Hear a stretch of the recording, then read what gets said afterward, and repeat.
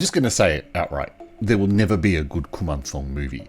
And I don't want you to get confused with the Vietnamese movie that released in 2020, because that actually is good. This is a Filipino movie from 2024 from our favourite studio, Viva Max, who have decided to cast an actress who's done a lot of Viva Max skin movies and not get her to show any skin. So what's the movie about?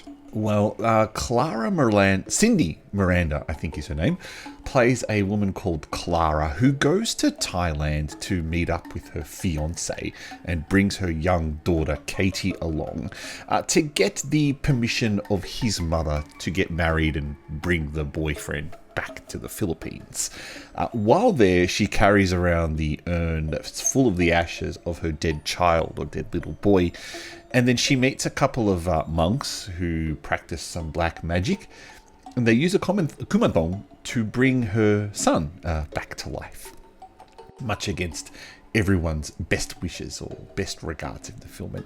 And I've got to say, this is a movie about making bad choices and then compounding those bad choices one on top of each other. First of all, the bad choices involve her, Clara. Going to Thailand with a massive urn that has her dead child's ashes in it. Now, the ashes probably take up about 1/64th, the size of a matchbox car, of the space within that urn.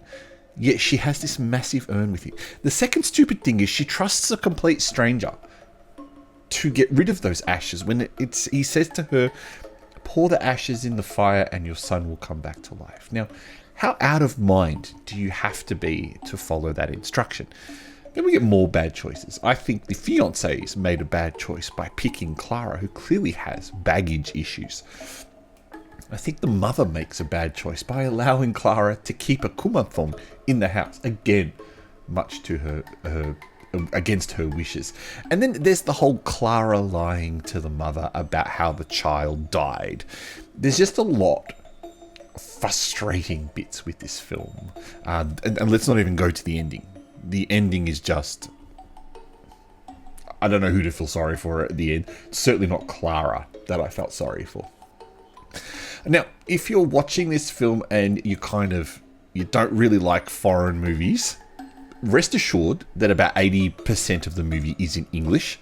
And it's one of those really strange movies where you've got a Philippines and Thai actors working together, and thus the common language between them is English. It makes no sense when the Thai people speak English to each other. It makes no sense that the Thai people know automatically that Clara can't speak Thai and thus speak English to her.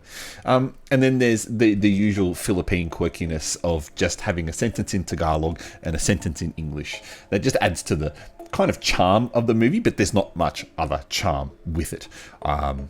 There's some okay visual effects. There's certainly no CGI that's going to make you go wow. There's a lot of the spooks in the movie are actually audio based, and then a couple of jump scares that involve light flashes and a quick change of a camera angle. This is not a super good horror film. I've got to say off the bat, this is a bit of a disappointment, and I think the whole idea of the KUMAN THONG deserves a far better film than this. Now, the 2020 Vietnamese film of the same name kinda was going there, although I didn't really follow the actual idea of the KUMAN THONG at all. This at least does, by using a child or an idol of a child to call a spirit, which is kind of what a KUMAN THONG does.